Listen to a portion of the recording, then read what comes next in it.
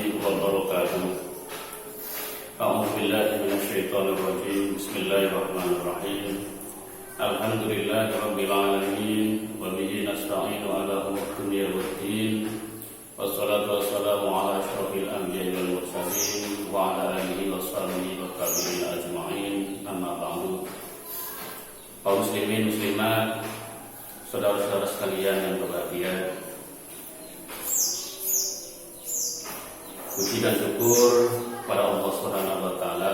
Salawat dan salam semoga senantiasa tercurah kepada junjungan kita Nabi Muhammad sallallahu alaihi wasallam yang diharapkan syafaatnya kelak di yaumul akhir. Mudah-mudahan kita sekalian sebagai umatnya telah mendapatkan syafaatnya. Amin. Allahumma amin. Kita melanjutkan kajian kitab Wasiyatul Mustafa. Sebelumnya kita awali dengan Suratul Fatihah. A'udzubillahi minasyaitonirrajim. Bismillahirrahmanirrahim. Alhamdulillahirabbil alamin arrahmanir rahim maliki yaumiddin. Iyyaka na'budu wa iyyaka nasta'in. Ihdinas shiratal mustaqim. Shiratal ladzina an'amta 'alaihim ghairil maghdubi 'alaihim waladdallin. Rabbighfir li walidayya. Amin. Qala al-musannifu rahimahullahu ta'ala wa nafa'ana bihi wa bi'ulumihi wa amadana min barakatihi fid dharain. Amin ya rabbal alamin. Faslun fi alamatil khairi. Faslun utawi iki pasal fi alamatil khairi iku ing dalem mertelaken pira-pira tetengere kebagusan. Kajian kita telah sampai pada pasal yang menjelaskan tentang tanda-tanda kebaikan. Kebaikan itu bermacam-macam, seperti kesabaran, kebaikan. Seorang mukmin, ia beriman, kebaikan. Terus apalagi seorang yang sakho, dermawan, juga kebaikan. Nah, di pasal ini akan dijelaskan tanda-tanda kebaikan itu, seperti tanda-tanda sabar itu, bagaimana tanda-tanda seorang mukmin, bagaimana tanda-tanda seorang yang sakhawah itu bagaimana. Qala alaihi salatu wassalam. Qala ndika sapa Kanjeng Nabi alaihi salatu wassalam, alaihi ibu pada tapi ngatas Kanjeng Nabi as-salawatu utawi rahmat ta'lim wassalamu lan keselamatan. Kanjeng Nabi dawuh alamatus sabri utawi pira-pira tetengare sabar iku husnus sarirati, bagusing jiwa, bagusing pelayanan, bagusing pengamalan indallahi muwih Gusti Allah taala. Wa husnul khidmati lan bagusing pelayanan. Kanjeng Rasul Muhammad sallallahu alaihi wasallam itu berkata bahwa kesabaran itu sebuah kebaikan. Namun untuk dikatakan sebagai memenuhi sifat kesabaran itu ada tandanya. Disebutkan oleh Kanjeng Nabi Muhammad bahwa tanda sabar adalah baiknya pelayanan, baiknya hubungan terhadap Allah Subhanahu wa taala. Ya Ali yuhai Ali lil mukmini iku tetep kaduwe wong mukmin salasu alamatin utawi telu pira-pira tetenger.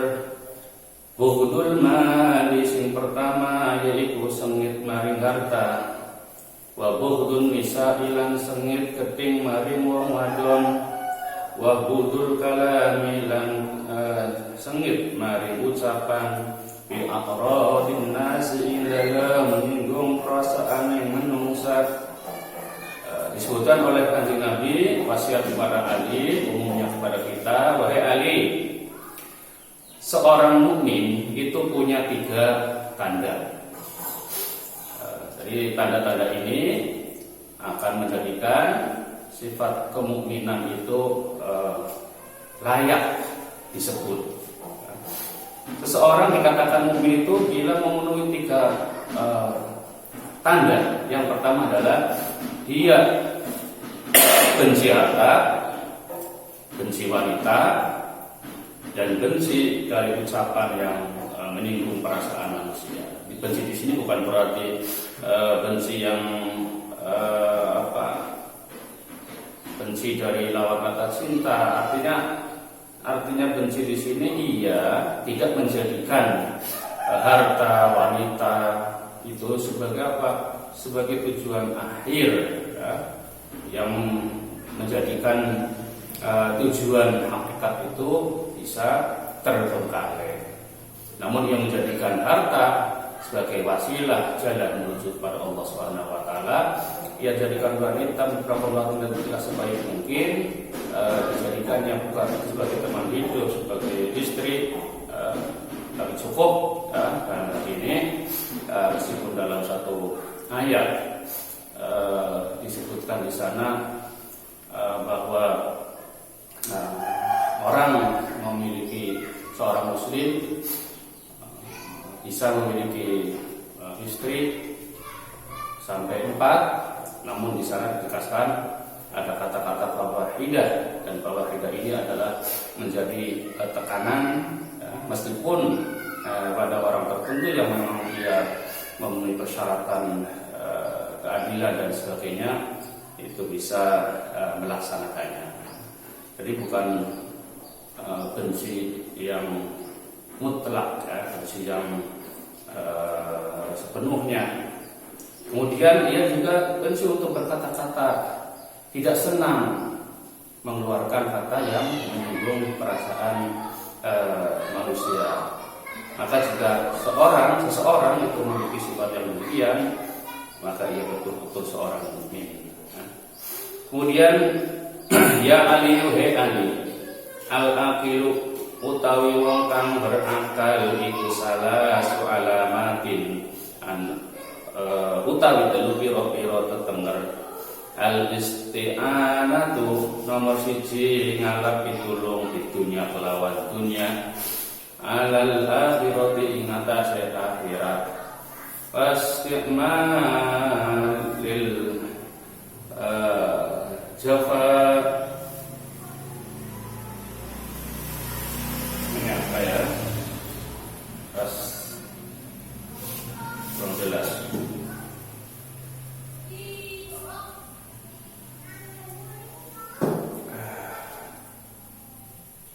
Wahtimalil jafa lan nanggung wahtimalil khafa lan nanggung rahasia, wasabri lan sabar ala syada'ihi ing atase pira-pira perkara kang sulit kang angel. Jadi di sini kan Nabi berwasiat kepada Ali, wahai Ali, tanda orang yang benar-benar akalnya sempurna, ya, memiliki akal yang baik, itu ada 3. Pertama, ia menjadikan dunia sebagai wasilah, sebagai perantara menuju akhirat, ya, tidak tergoda oleh harta dunia, sehingga itu dia tidak lalai, ya, tidak melalaikan akhirat.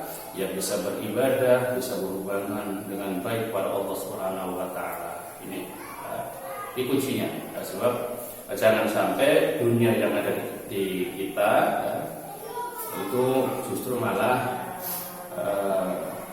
menyebabkan kita itu lupa akan tujuan akhir, yaitu akhirat. Maka jangan jadikan dunia itu di hati, tapi jadikanlah dunia itu di tangan. Kemudian yang kedua, ia bisa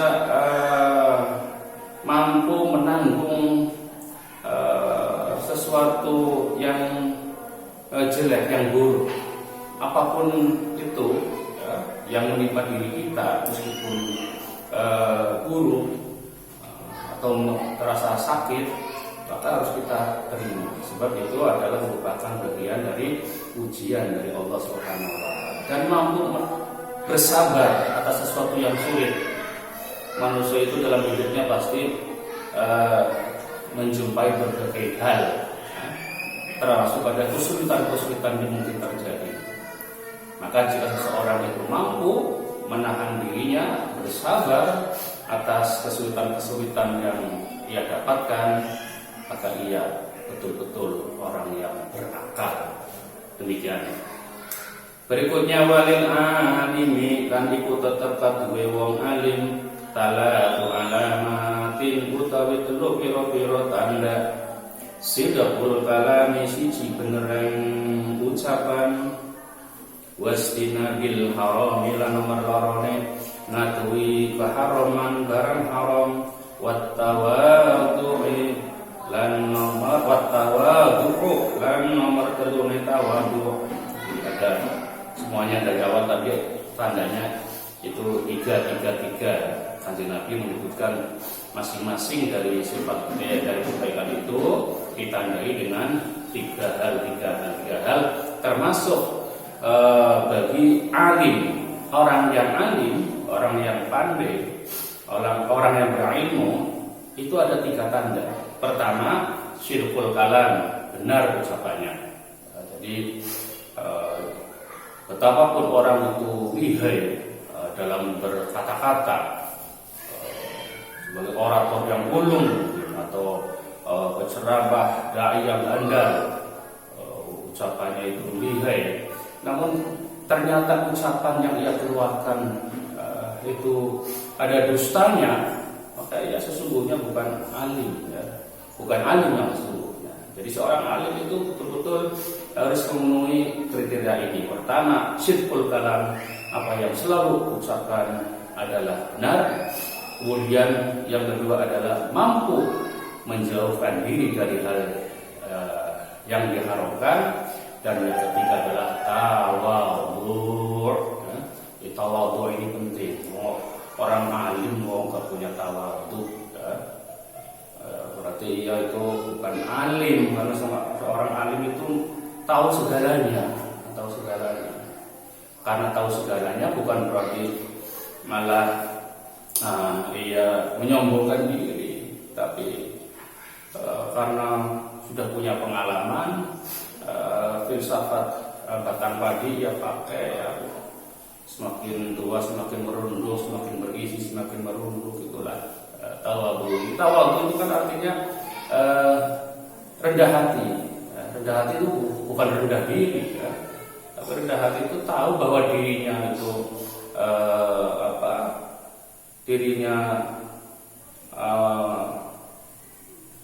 orang sama punya kemampuan atau tahu kelebihan yang ada pada dirinya, tapi ya tidak usah tonjolkan. Bahkan ia yang ditujukan kepada masyarakat umum adalah sifat biasanya itu. Demikian. Kemudian berikutnya walid taqi lan iku kaduwe wong kang takwa talatu alamatin ana utawi telu pira-pira tetenger yattaqil kadziba siji kersa goroh wal khabatha lan jember wajali sasyari lan kanca sing ala. Tahuilah bahwa tanda orang yang bertakwa itu paling tidak 3. Pertama, ia mampu menjaga diri dari kebohongan. Kemudian yang kedua, mampu menjaga diri dari sifat khabar, ya, sesuatu yang jelek, yang jorok-jorok, baik dalam perkataan, dalam keniatan, pikiran, apalagi dalam perbuatan. Kemudian wajali sasyari yang mampu menjauhi teman yang jelek, teman yang buruk. Ingat bahwa seseorang itu dalam hal pertemanan itu pada akhirnya dia akan mengikuti gaya dari temannya. Maka beruntunglah bagi orang-orang yang punya teman baik. Maka ia insya Allah akan memperoleh kebaikannya. Namun jika ia punya teman yang jahat, dikhawatirkan ia akan terjerumus sama dengan kejahatannya. Kemudian wayada lan nyegah sapa wong syatrul halal ing separone sebagian barang halal makhafata ayyaqa karena wedine tak tumiba sapa wong fil haram ing dalem keharaman. Yang ketiga kemudian adalah si orang yang takwa ia mencegah sebagian dari kehalalan. Dan meskipun halal, ia tidak mau. Ia tidak mau. Karena apa? Ia khawatir barangkali jatuh dalam keharaman. Sehingga hidupnya itu betul-betul hati-hati. Al-ikhtiyar itu sangat dipakai dalam hal